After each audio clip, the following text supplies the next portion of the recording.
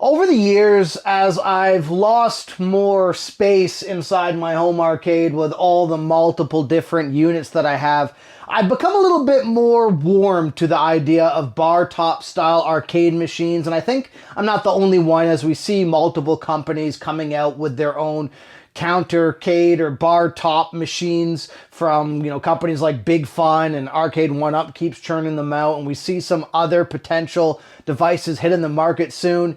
And one of the devices that kind of came and went and we didn't really hear much buzz in the home arcade community over was the Unico Visco bar top arcade machine. Now, for those of you who did pick this thing up, my understanding is in the States you were able to get this pretty much at the beginning of last year, whereas in Canada it didn't seem like this was easily available or easily accessible to buy until around this time last year.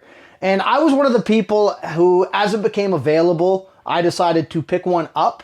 And I've had it as a staple in my home arcade for over the past year or so. And in this video, I'm going to go over whether it's still worth seeking out this somewhat obscure bar-top arcade machine, or if this is something that's eventually going to get axed out of my home arcade. So let's take a look.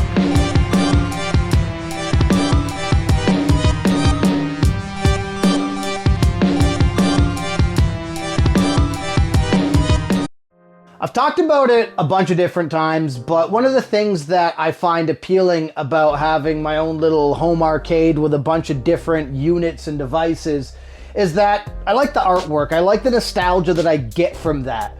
However, with the Unico Visco bar top machine, unlike my Arcade 1-Up units that have some cool looking artwork, this device to me looks kind of generic, and the artwork itself doesn't really stand out to me in any way where I'm going, wow, this brings back some nostalgia for me. And that's also probably related to the game selection. I would have almost preferred, in my opinion, if this device had something more basic or even black sides on it, for example, showing like the Unico or the Visco logo, as opposed to what they do have on here. I will highlight though that I do like the front end of this device, and I like the size of this device, as you can see in comparison to my Arcade 1-Up countertop. It just looks a lot meatier and kind of reminds me of the old retro bar top machines that you'd see at different pubs and stuff as I was growing up. So I like the size of it, and I also like the front panel and the way it's laid out. I have no complaints there. I also don't dislike the marquee. The marquee itself looks crisp and it lights up, which I like. I just don't like how it labels the legendary games underneath. I just think that kind of makes it a little too busy when they could have just done with putting just the Visco logo on the front there. Now, one of the things that I think is probably the biggest attracting point of this unit is the game selection. Now, that depends on who you are. So for me, Breaker's Revenge and Neo Driftout, those two games get a lot of play by me, and I do find myself coming back to random sessions of playing both those games. Those are games that I grew up playing, so I have a fondness for them, and they emulate very well and look very good on the screen with this device. I thought after initially reviewing and playing and testing this device on this channel that I was going to be branching out and finding some hidden gems amongst the game selection here that I was going to really get deep into. That didn't happen. I'll be honest, the other games like Captain Tamade and Gen Ryu, those games I could care less for. I tried to give them an honest chance. Personally, they don't excite me. They don't pique my interest in any way where I'm like, yeah, I want to really just get into this. They all feel like pack-ins that are kind of throwaway to me. There's nothing there that's really stand out or any hidden gems that I've discovered. And to kind of make matters, I guess, worse in some ways, because this device was kind of so obscure to a lot of people and didn't get the traction in the home arcade community that we found with, some of the other countercades or Arcade 1-Up units or other brands, we don't even get the opportunity to properly mod these to add more games. So if you do look at this device or are considering getting this device, if you are not interested in this game selection at all, you probably are going to find that this will get very, very little play in your home arcade.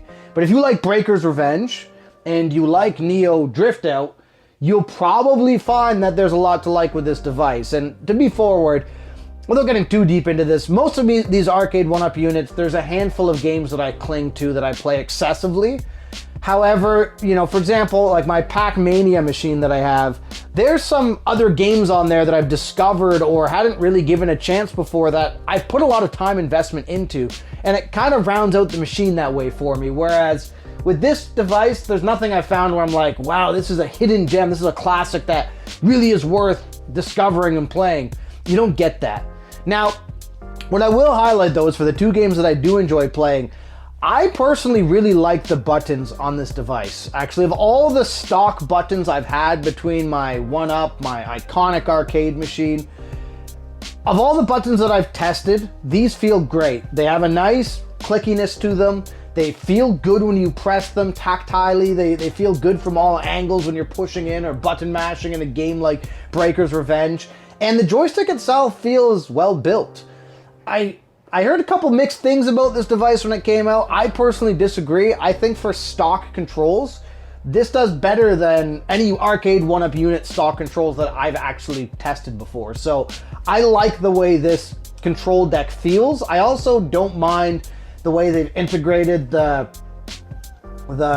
controller or the deck protector and recessed into the actual body of it itself. I think it works well, and I like, again, the actual sizing of the panel. It feels nice and big, like this is trying to really, you know, capture the full scale experience of playing these Visco / Neo Geo style games on a smaller format, as if you're still in the arcade. I think it works well. Now, one thing I will highlight though is there's a couple quirks with this device. So one of my biggest complaints with Arcade 1-Up's countercades and some of their newer partycades like the NBA Jam is that there is no ability to add a second player. So the the Street Fighter 2 partycade, you can plug in a USB controller and you got a second player, no problem. You can't do that with a lot of the newer Arcade 1-Up partycades, nor can you do it with any countercades as I understand. So you are pretty much limited to these types of devices of one player as it stands. However, with this device, the Unico Visco machine, you do have the ability to plug in a second controller. And even better, it comes with a pack-in controller, but there's a bit of a quirk here, and well, two quirks here. That second controller absolutely sucks. I do commend Unico for including it and understanding that people may not go out and buy one. I do commend them for including this controller, but ultimately it's not a good controller. And I have tested other USB controllers like my PlayStation Classic USB controllers. Those perform much better and feel much better than this controller. It's just stiff, it's very rigid, the buttons don't feel good. I found that the input with the D-pad doesn't feel great. It's just not ideal. But regardless, it was, the way I look at it based off of the price point of these things, it's cool that they included it, it's just not a good controller.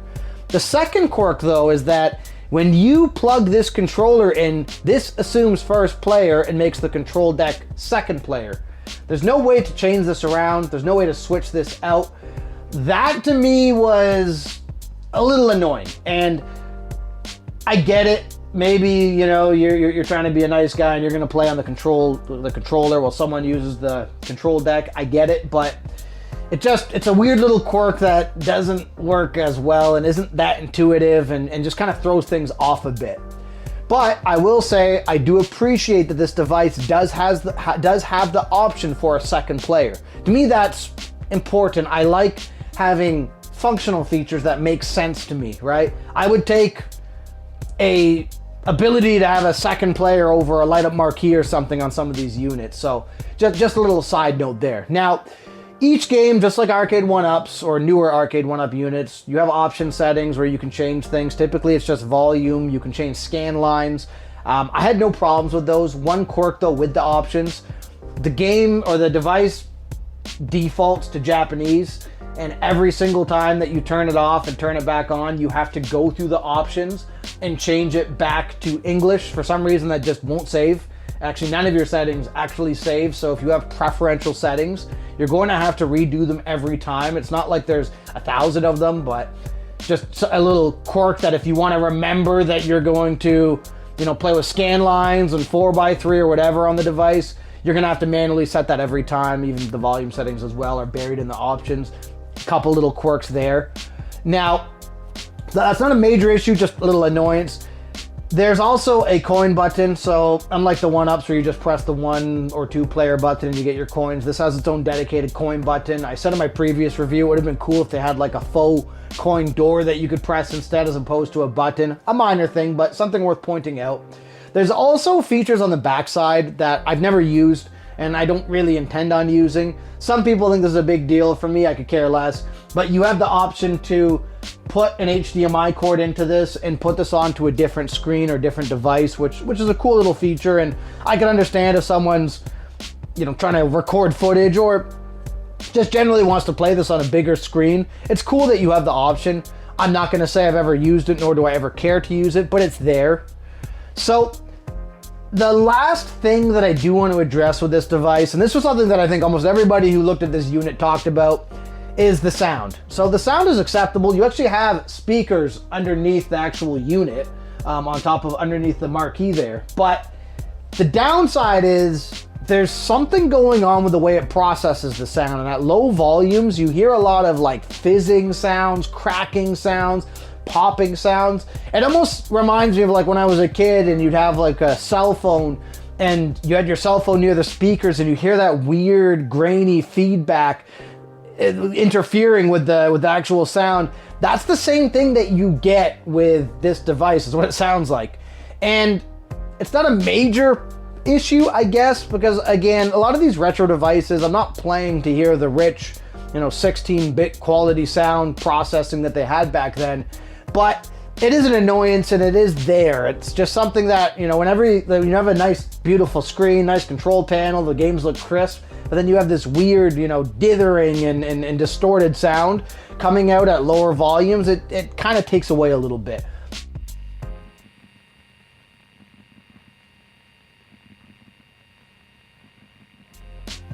Not a major detracting point, but it's something that kind of lends to the fact that the highest quality care wasn't fully implemented with this unit. So ultimately, this is a device that I have trouble with recommending a year later. And I say that because a lot of it comes down to the game selection. Look, I like Breaker's Revenge, I like Neo Driftout, but to tell you that I'm down here, you know, every single week playing those games isn't necessarily true. But I do find myself getting a craving to jump into a different style of fighter. I'll put on Breaker's Revenge, or if I want to play a, you know, kind of a more niche rally style game, I think Neo Driftout is exceptional. But it's not like my X-Men vs. Street Fighter, for example, that I play frequently. I hop into matches all the time frequently, and it's in that way, this device becomes a hard recommendation. Now, with that being said, maybe you're someone who likes the other games that are on this. It houses 12. Maybe you like some of the other games that are in this device. Maybe that's worth, maybe Captain Tomaday is the reason that you might buy this device. I don't know. But my opinion is the other games feel almost throwaway. They're not anything where I'm like, I really want to jump in and play these.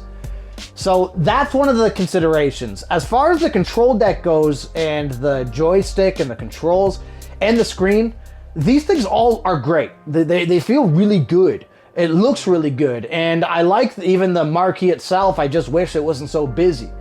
But from the front end, this device looks well made. And in my opinion, feels better than any arcade 1-up countercade that I've used. And it solves some of the issues, not well, but it solves some of the issues like the second player deficit that we have with the single player units like the Ninja Turtles one that I own here, right?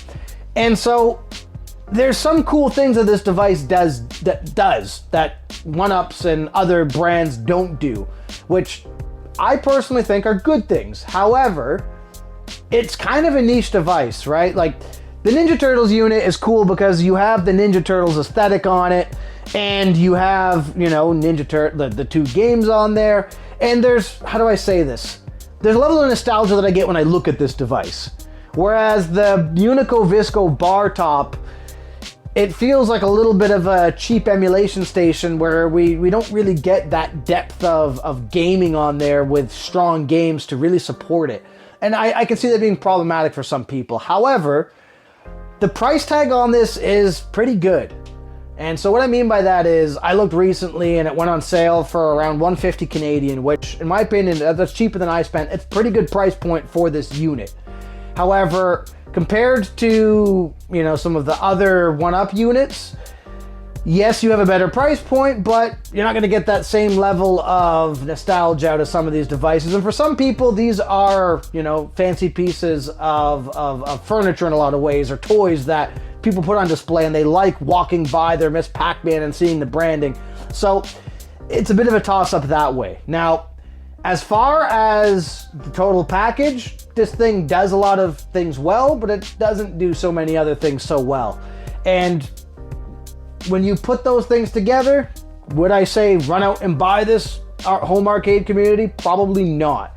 If you're like me and you like having kind of a more obscure device that, you know, kind of lingers in the background that you play every once in a while, you may find a lot to like out of this. For me, I'm not sure the long-term prospects of this in my home arcade, but it is something that I did pick it up. It is something that I do play once in a while, or do find myself coming back to. It's just, there's a lot missing that could have made it so much better.